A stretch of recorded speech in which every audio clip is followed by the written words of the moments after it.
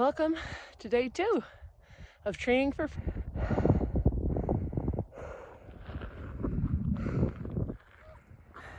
just back from my run Monday morning. Super easy. Pretty chilly this morning, but just getting into another base week. It's not going to be crazy. I don't think we have any big workouts. Right now, it's really about building good habits. So, doing things like being really on top of my strength and my PT and my core and my mobility and all of those little things. Kind of putting the habits in place so that when the mileage goes up, I am able to stay healthy and feel good and excited. So yeah, just easy peasy. Now I'm gonna head inside and have a smoothie, even though it's 24 degrees this morning. And I will answer one of your questions when I'm inside with a cup of coffee. Okay. So, had my smoothie. Trying to warm up now, sitting next to the fireplace. So yesterday, Chris Brand asked a good question about pacing for a 6-day, and the question was, is there a limit to how slow you run?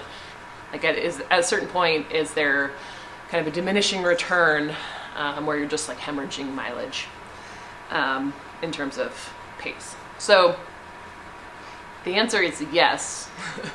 So when I say I'm trying to slow down, it's in part because I do train and run decently fast. You know, I have a pretty fast marathon PR. I'm training for fast ultras. And for me, slowing down means running 8, 9, 10 minute pace. So when it comes to running for 6 days, there is kind of an upper and or lower limit. One of the things that we've done with the Canadian Sports Institute is we've done testing. I can't really dive into the testing, but like we've done like VO2 max testing. And so I have an idea of like the zone that my body finds the best. That's kind of like what my all day pace is. And we will find out if it is indeed all day pace. But like from the perspective of like where I've tested, there's kind of this range that says like, if you don't run too much faster or too much slower, you're kind of in an optimal zone. And I mean, the more fascinating part about that is that I am indeed more efficient while running certain paces than I am at walking. So yes, there is a limit, because at a certain point I'm actually going slower and also, just giving up mileage, but I'm also like using more energy.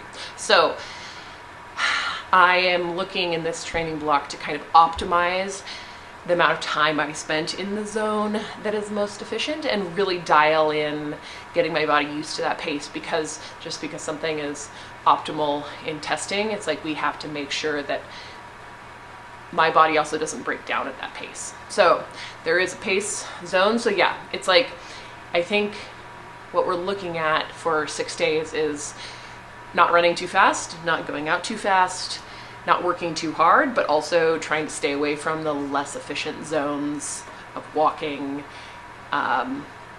Because honestly, I would prefer to run than walk, and walking is more what happens when you've kind of overtaxed your body. And so I am really looking to find a pace that my body says every day, like, yes, I can run this pace. And, walking, I'm going to be doing treadmill walks and things like that, because there will be times when I want to keep moving, but maybe I can't run in the most efficient zone. So like say I eat a big meal, but I want to keep moving, I might be walking. But it's only those times that I'm going to strategically use walking.